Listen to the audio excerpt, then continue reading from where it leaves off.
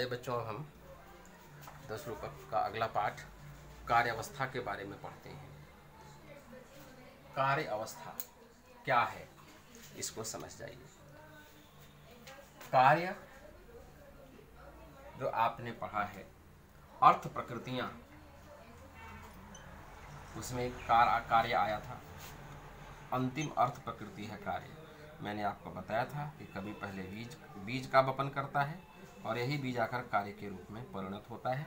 इस कार्य के रूप में परिणति के लिए 3 चीजें होती हैं, बिंदु, और बिंदु में 2 चीजें समाहित हैं, पताका और प्रक्रिया। अब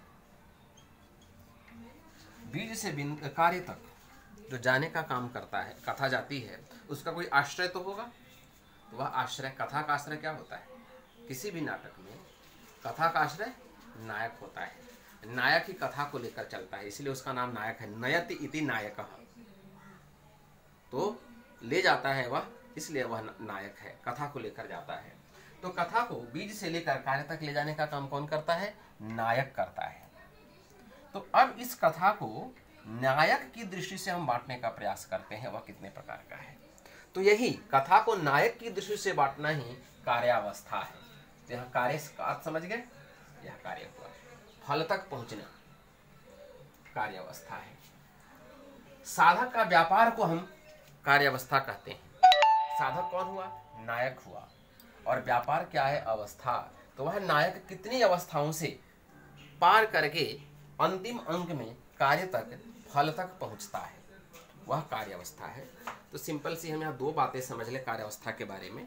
पहली बात यह है कि नायक का व्यापार कार्यावस्था है और वह 5 प्रकार का व्यापार करता है, अर्थात 5 प्रकार की अवस्थाओं से गुजरता है। 5 प्रकार की अवस्थाओं से गुजरता है, इसीलिए कार्यावस्थाएं 5 हैं। एक ये बात हो गई। दूसरे रूप में इसको ऐसे समझ लीजिए, बीज से अर्थ प्रकृति, बीज रूपी अर्थ प्रकृति से फल रूपी कार्य रूपी अर्थ प्रकृति तक पहुंचने में नायक की जो जो अवस्थाएं होती हैं, उनको कार्यावस्था कहते हैं। तो बस आपको ये 2 समझना है, कार्यावस्था के 2 अर्थ लेने हैं। अब वो 5 कार्यावस्थाएं कौन कौन सी हैं वो देख लीजिए। आरंभ, यत्न, प्राप्त्याशा, नियताप्ति और फलागम, ये 5 कार्य अवस्थाएं हैं। यहाँ देखिए, आरंभ, यत्न, प्राप्त्याशा, नियताप्ति और फलागम, ये 5 कार्य अवस्थाएं हैं। आप 10 रूपक में कारिका निकाल करके देख सकते हैं। 19वीं कारिका है, जहां पर लिखा हुआ है अवस्था पंच कार्यस्य प्रारब्धस्य फलार्थिभिः आरंभ यत्न प्राप्त्याशा नियताप्ति फलागमः। दोबारा सुनिए, कारिका 19, अवस्था पंच कार्यस्य प्रारब्धस्य फलार्थिभिः आरंभ यत्न प्राप्त्याशा नियताप्ति फलागमाः। नीचे की पंक्ति में नाम है वही, आरंभ यत्न प्राप्त्याशा नियताप्ति फलागमाः, बहुवचन में फलागमाः बना है, तो 5 हैं। यह है क्या? तो अवस्था पंच, 5 अवस्थाएं हैं। किसके? फलार्थिभिः, फलस्य प्राप्ति, फलार्थी के द्वारा। फलार्थी कौन है? नायक है। तो नायक के द्वारा अर्थ फल प्राप्ति के लिए किए जाने वाले कार्य या अवस्था कहलाती है, और यह 5 है। अब इनमें से देखिए, आरंभ क्या है? औत्सुक्य मात्रम आरंभ फल लाभाय भूयसी। दोबारा सुनिए, औत्सुक्य मात्रम आरंभ फल लाभाय भूयसी। आरंभ क्या है? तो कहते हैं आरंभ जो है औत्सुक्य मात्रम, यहां तक की पंक्ति लीजिए, उत्सुकता मात्र है।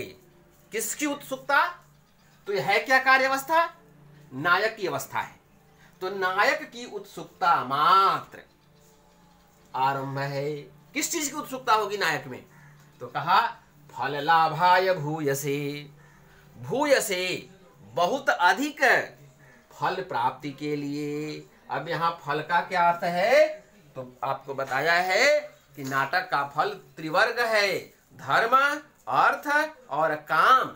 इन तीनों में से नाटक का जो भी फल निर्धारित किया गया हो, अर्थ है तो अर्थ, धर्म है तो धर्म, काम है तो काम, तो उसकी प्राप्ति के लिए, लाभ के लिए जो उत्सुकता मात्र होती है उसको आरंभ कहते हैं। उत्सुकता का मतलब है उसके प्रति आकर्षण होना, प्राप्त करने की इच्छा जागृत होना, यह आरंभ है। अब यत्न पर आ जाइए। यत्न क्या है? प्रयत्नस्तु तदा प्राप्तौ, तदा प्राप्तौ मतलब उसके फल के, तद से मतलब है फल के अप्राप्त होने पर जो व्यापार किया जाता है, कार्य किया जाता है अति त्वरान्वितः, अति तीव्रता के साथ, उसको हम यत्न कहते हैं। अब आइए, प्राप्त्याशा क्या है? उपायापाय शंकाभ्याम प्राप्त्याशा प्राप्ति संभवः। उपाय तोड़ लीजिए, उपाय और अपाय। उपाय हो गया साधक उपाय, और अपाय क्या हो गया? विघ्न, उसकी प्राप्ति में बाधा। तो इसकी शंका बनी रहती है। कभी लगता है नायक को कि उसको उसकी फल प्राप्ति हो जाएगी, कभी लगता है फल की प्राप्ति नहीं होगी, शंका बनी रहती है। तो उसमें प्राप्ति की संभावना बनी रहना, और कैसे बने रहना? उपाय अपाय के कारण, अपाय उपाय के बीच में प्राप्ति की संभावना बना रहना प्राप्त्याशा है। प्राप्ति की संभावना बनी रहेगी। यदि प्राप्ति की संभावना ही खत्म हो जाएगी तो वह प्राप्त्याशा नहीं है। बाधा भी होगी, बाधा के बावजूद संभावना बनी रहेगी। आइए, नियताप्ति। अपाय भावातः, अपाय के, विघ्न के विनष्ट हो जाने पर, अभाव हो जाने पर प्राप्ति ही सुनिश्चिता। जब प्राप्ति सुनिश्चित हो जाए कि फल अब मिलेगा, उसको नियताप्ति कहते हैं।